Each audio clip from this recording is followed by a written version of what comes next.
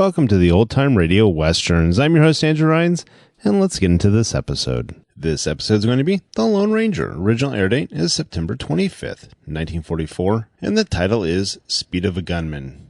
Let's get into it, and thanks for listening.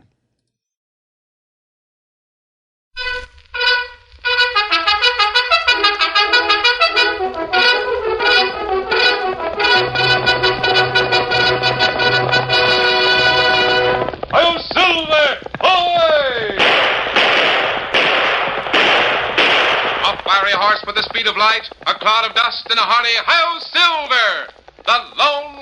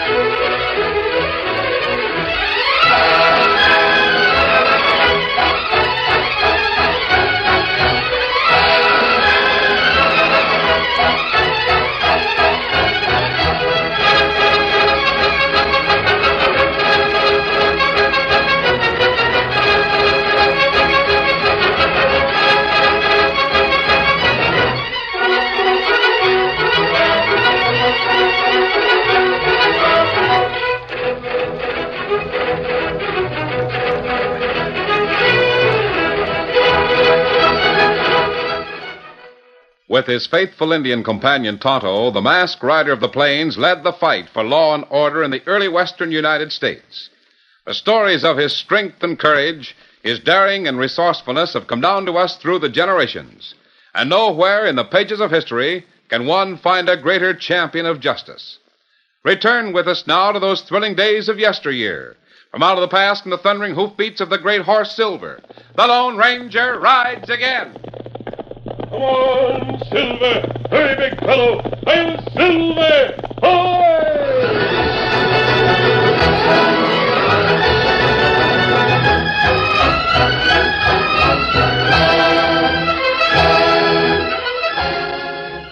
In Washington, D.C., two operatives of the Secret Service discussed the expected arrival of Jeff Darwin, one of the most trusted agents of the government. Coming all the way from the Pacific Coast. Yeah. I'd like to know why the chief brought him all that distance for a half-hour interview. Darwin isn't in trouble, is he? Trouble? Why, of course not. Jeff Darwin doesn't get into trouble. And there's just one other conclusion. And that? Well, the chief has an assignment of such an extremely secret nature that he can't entrust it to the mails or telegraph, even though the instructions are in code. Well, that's a logical conclusion. I might go a step further. Yeah? I might add that this assignment has something to do with the Pacific area. Darwin being more familiar with that area than the rest of us? Yes. Well, I quite agree. I can think of no man better qualified for work in the West than Jeff Darwin. When you say work in the West, you cover a lot of territory. Of course. Now, Darwin is tops for the Pacific Coast, but in the section between the Mississippi and the mountains, well, that's different. Oh, do you know an operative who is more familiar with that part of the West? Well, not exactly an operative. I'm thinking of someone other than an official member of the Secret Service. What's that in your hand? Look, a silver bullet. Oh, yes. I treasure this. It was given me by a man who once worked with this department on a special assignment. The Lone Ranger? Mm-hmm.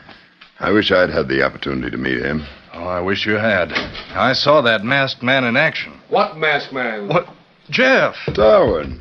Say, you're looking fine. Well, boys, it's good to see you again. How's the West? How was the trip from the coast? West is fine. Trip was terrible. Speed the day when the railroads will replace the stage lines. Is the chief inside? Yeah, I think he's waiting for you. I'll tell him you've arrived. What are you doing with a bullet, Sam? Oh, this? You don't miss much, do you, Jeff? Silver, isn't it? Yes, it is. Does it mean anything to you? Not a thing. Should it? Have you ever heard of the Lone Ranger? Oh, the Lone Ranger. Yes, I've heard legends. They're not legends, Jeff. They're true. You don't believe the stories you've heard? Nope. Therefore, you say the stories of the Lone Ranger's ability are legendary. Of course they are. The chief wants to see you right away, Darwin. Thanks. Don't bet on your conclusions, Jeff. You might lose. I wouldn't lose.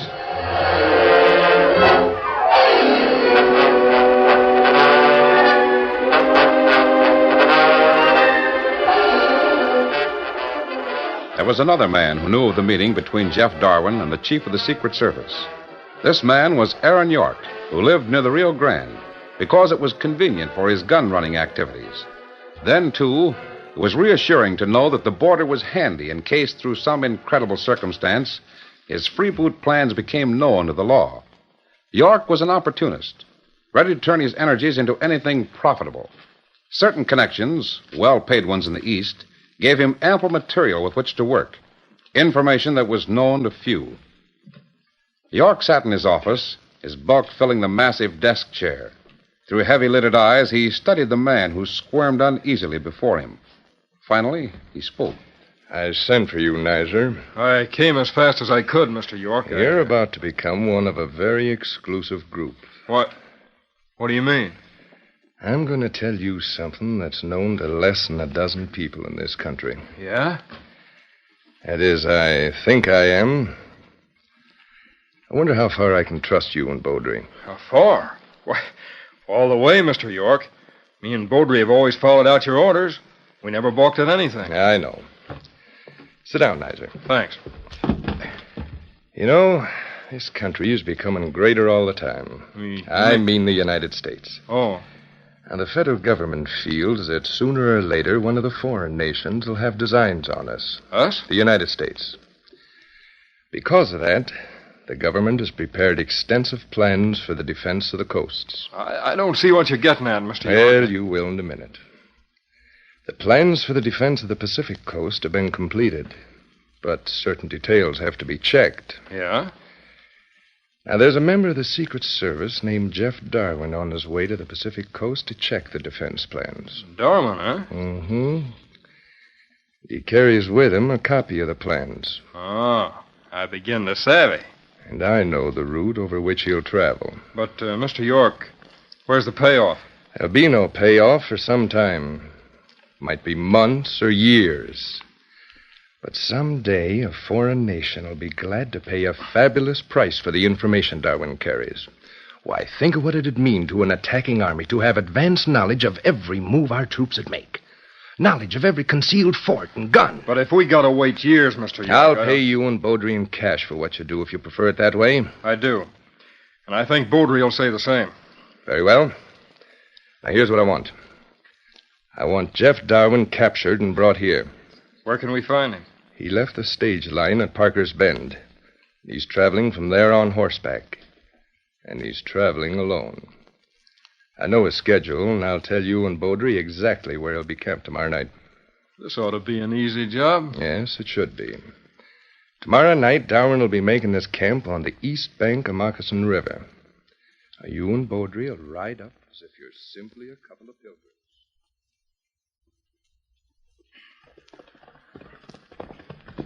There he is, Beaudry. Making camp on the riverbank, just like York said he'd be doing. York sure has a way of getting true facts. He pays for 'em. That friend of his in the east. Nizer, are you sure that's Jeff Darwin? We don't want to get the wrong man. York don't like mistakes. That's Darwin, all right enough. I wouldn't take him for a Secret Service man. He looks more like a prospector or something. What of it? No one would take us for a couple of fast gunslingers. We look more like pilgrims. Yeah, that's so. He's made himself up to look like a prospector. That's so people won't suspect what he really is. Secret Service men ain't like marshals. They don't go around telling everyone what they are. Wouldn't be Secret Service men if they did. I wonder where he keeps the plans. I don't know. What's the difference? Nizer, he's watching us. Sizing us up. Let him. We'll ride right up and ask the way to Parker's Bend. And we'll get to talking, and Watch our chance to grab him sudden. Get up, boy. Get up there, get up.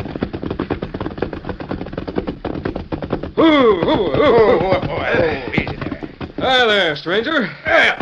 Howdy. We want to talk to you. What is it? You needn't have your hand on that gun, mister. What do you want? There ain't no need to be unsociable, mister. We just want to ask the way to Parker's Bend, that's all. Is that all? Sure. Go due east along my back trail and you can't miss it. What's the matter with you? You get your gun in hand every time you meet a pilgrim? Maybe I'm just unfriendly. Say, that's a nice horse you got there. Stay where you are. Huh? Why, what's the trouble? I was just going... I don't like strangers in back of me. And I don't like your way of I don't talking. like your excuses for stopping here. You know the way to Parker's Bend. Mount up and get going. Stranger, we don't take that kind of talk. I'll back it up. With that shooting iron? Listen, I can draw and fire before you can squeeze that trigger. Don't try it. Why not? Good work, Nizer. Smashed his gun neat. Fix him. I'll show him. Oh, you don't? Don't fight now. Get behind him. He's a fighting fool. Gun slap him. Recovering from his amazement at the unbelievable speed of Nizer's draw, Jeff Darwin became a fighting fury. He ducked and sidestepped. He turned and wheeled, whipped blow after blow to vital spots. He staggered Boder with a jab to the stomach and momentarily stunned Nizer with a sharp hook to the chin. But every blow that Darwin scored, he took two in return. Get behind him. Fix it. Get him from behind. Gun club him. There, that'll do it. That ought to fix him. Yeah, we fixed him all right. We fixed him permanent. We can't lug a dead man to York's place. We'll take everything he's got and drag the body down the bank of the river. We can hide it in the bushes. No one will find it there.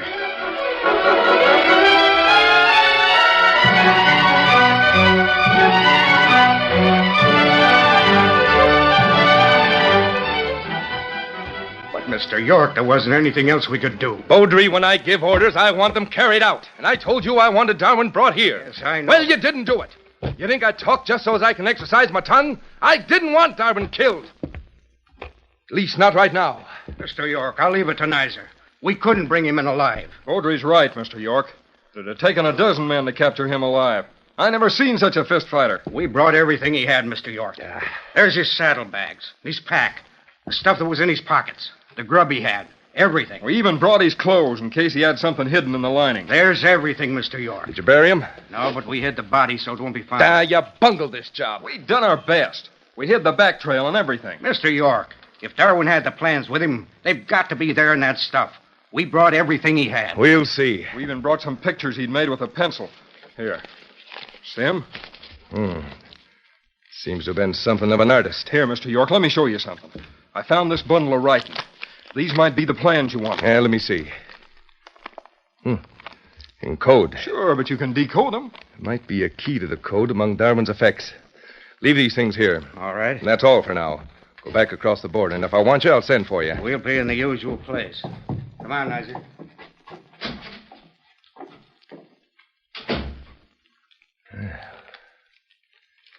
This is interesting. In my hands, the secret plans for the defense of the west coast of the United States. This'll be worth a fortune to a foreign power.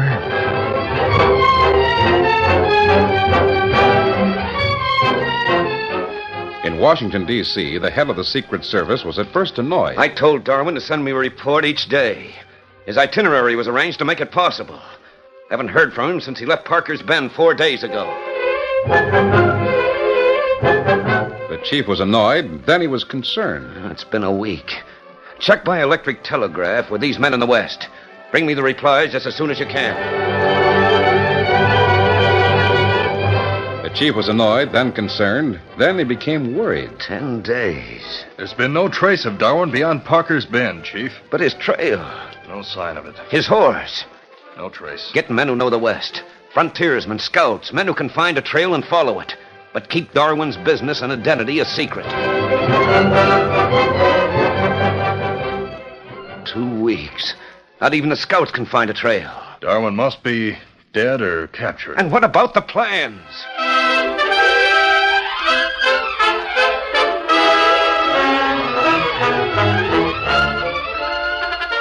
The curtain falls on the first act of our Lone Ranger story. Before the next exciting scenes, please permit us to pause for just a few moments.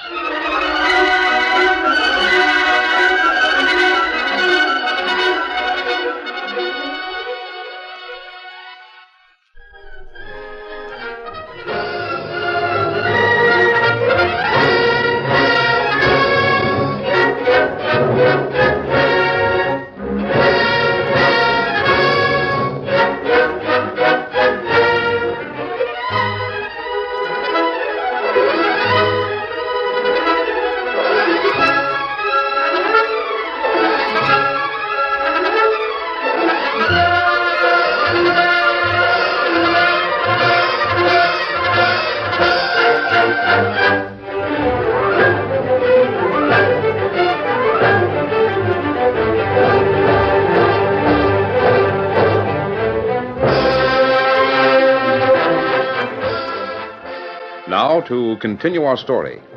Jeff Darwin of the Secret Service had been missing for 2 weeks. The department head in Washington was worried, not only about Darwin, but about the secret defense plans he had with him. The Secret Service chief thought Darwin must be dead or captured. Jeff Darwin was neither dead nor captured. He was in an Indian village, lying on buffalo skins in the sunshine near a large wigwam. Darwin watched an Indian approach. You got eyes open. That's good. By and by you get strong, get well. Are you the leader of these Indians? That's right. Me Chief Thundercloud. Thundercloud, huh? Sit down. Maybe better you not talk yet. You unconscious for a long time. How long? 2 weeks. I've been conscious since yesterday. I wanted to think. I didn't want to talk. Kept my eyes closed. How did I get here? Hunter find you on bank of stream. You hurt bad.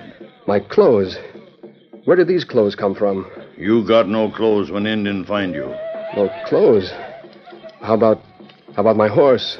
The saddlebags? You alone. They're nothing else. Nothing? Not even a pack? They're nothing. I see. Thundercloud, how far is Parker's Bend? On other side of mountain.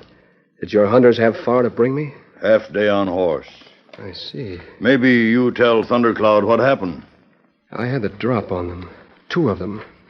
Before I could fire, one man drew and fired. Shot my gun away. Maybe you got friends. We send them word. Tell them where you are. No.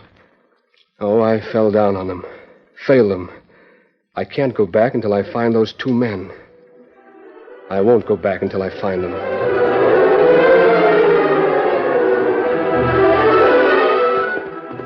In the days that followed, Jeff Darwin let his beard grow so he wouldn't be recognized. He stayed in the Indian village at night, but each day he rode a borrowed horse through the surrounding country in search of the men who'd robbed him. Disgraced. Can't go back. Wouldn't help if I reported to the chief.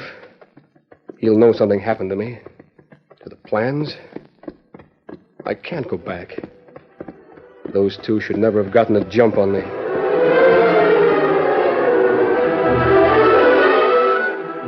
Day after day, Jeff Darwin rode through hills and valleys. He returned to the scene of the fight, but found nothing. He questioned those he met, but learned nothing. 3 weeks after the attack, Jeff Darwin met a leathery-skinned frontiersman. No, I ain't seen the man you described, mister. I'm sorry. All right, thanks. Hold on. Maybe you seen something of the man I'm hunting for. You hunting someone? Yep. He's about 5'10" high and solid built. Smooth shaved and rides a piebald horse. What? Oh, do you know his name? No. I found people in Parker's Bend that had seen him, but none knew his name. He disappeared after leaving there. He hid his tracks right slick. No sign of him. He hid his tracks? Ain't seen him, have you? No. Why do you want him? Well, me and some of the other boys are hunting him for some government official.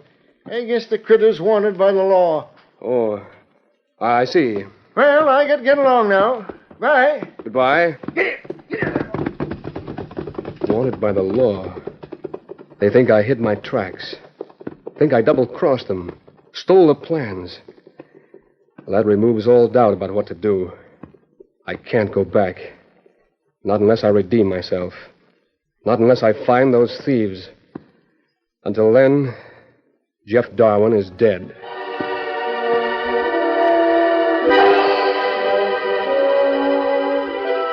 In Washington, the lights burned late at night in an official office. The Secret Service chief and his best men had been discussing Jeff Darwin's case since noon. After 10 hours, we haven't had a single suggestion. There must be some way to locate Darwin. Chief, we've had a lot of suggestions in the 5 weeks he's been lost, but none have helped. The best frontiersmen in Texas have failed to find a trace of him. Darwin wouldn't betray the government. Of course not. What's that you have? This? Oh, a pocket piece, that's all. Oh. Chief, just a minute. We've tried everyone except the man who knows more about the West than all the others put together. Who? Well, he helped us before. He gave me this bullet as a souvenir of that occasion. It's silver, see? The Lone Ranger. Yes. The rest of you may go. Sam, you stay here for instructions.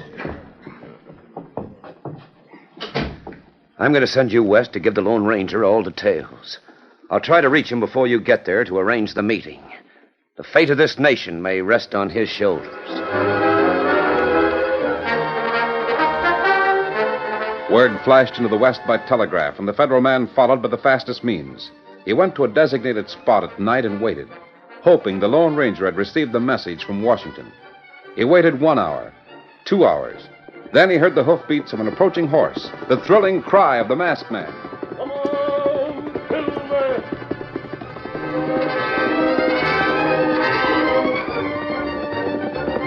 Oh, Silver, oh, boy, oh, easy, steady. Thank goodness you've come. Sam, it's good to see you again. Steady, big There's fella. trouble, serious trouble. Oh, what can I do to help? You've got to find out what happened to a man named Darwin, Jeff Darwin. One of your men? Yes. No one's to know what you're doing. Not even your nearest friends, not even Tonto. You must work alone. The whole thing must be held in the strictest secrecy.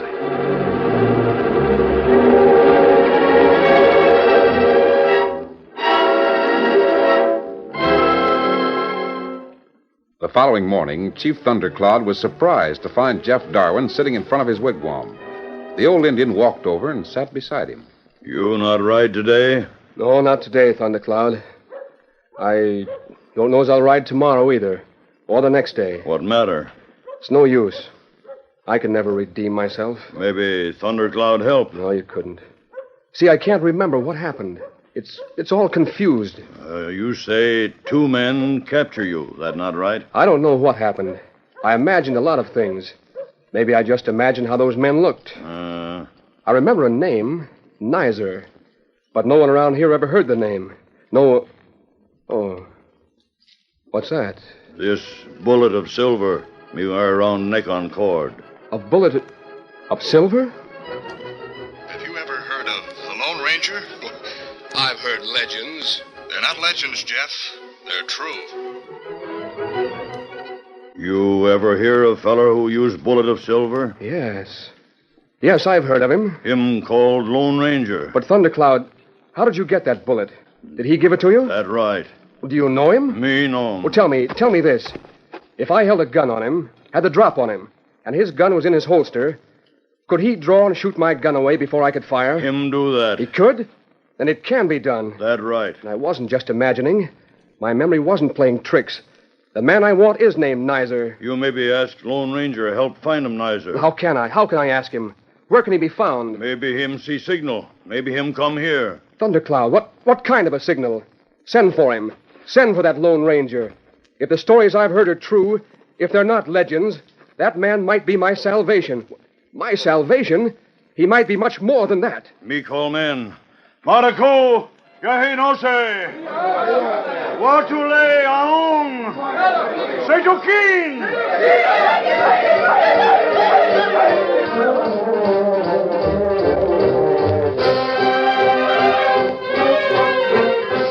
Thundercloud's men leaped to obey their leader's orders. Great piles of dry grass were quickly made, 3 of them, spaced 50 paces apart. 3 great fires were lighted. When the flames rose high, damp moss and wet leaves were thrown on the mounds. Smoke columned high into the air. It was a signal in smoke on the still air of the early morning. It was Thundercloud's signal to the Lone Ranger.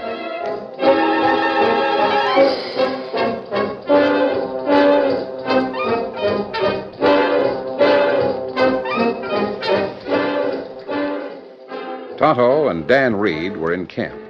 The Lone Ranger hasn't been back since he left last evening, Tonto. That's right, Dan. Golly, it must have been an important meeting. Him not say what meeting for. Are we going to stay in camp until he gets here or ride out to meet him? Well, we stay here. I'm going to look out and see if I can see him. I just got to go to the top of this arroyo.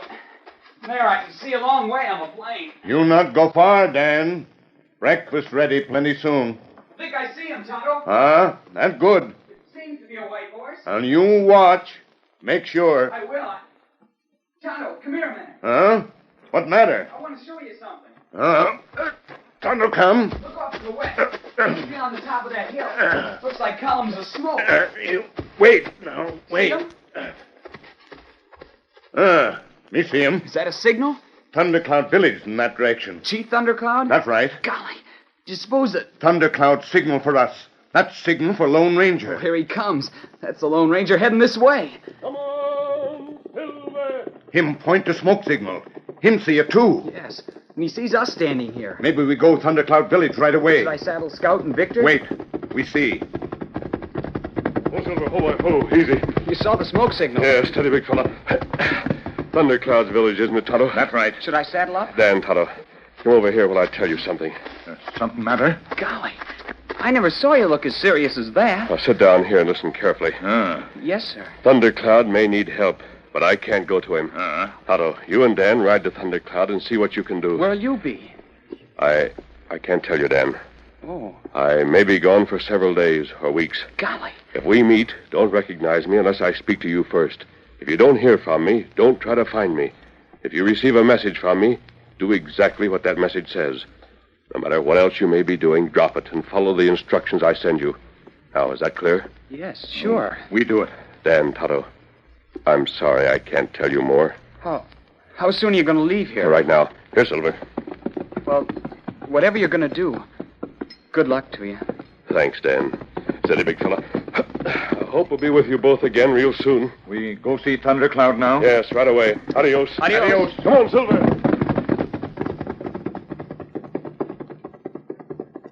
Golly, Tonto. I wonder. Come, Dan. We go see Thundercloud.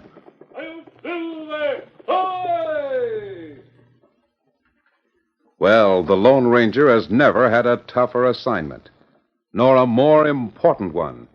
He knows that the combined efforts of the nation's foremost scouts brought no clue to Jeff Darwin's whereabouts. He also knows that the fate of America may rest on the finding of the Secret Service man. This is the one time in the masked man's life when nothing else matters. So be sure to follow him through the biggest of all manhunts in the next episode of The Lone Ranger.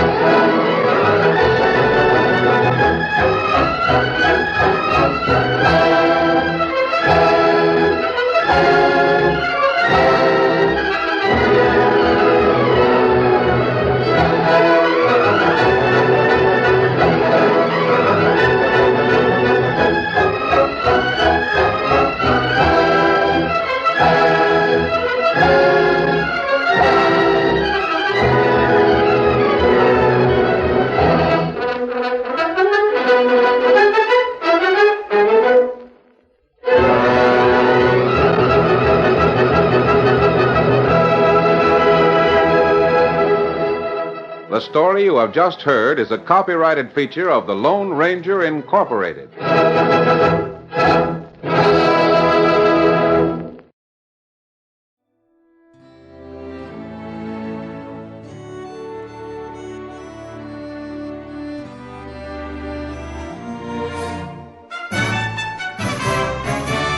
This has been a presentation of OTRWesterns.com, and we hope you enjoyed. Please take some time to like and rate our shows in your favorite podcast application. Follow us on Facebook by going to OTRWesterns.com/Facebook.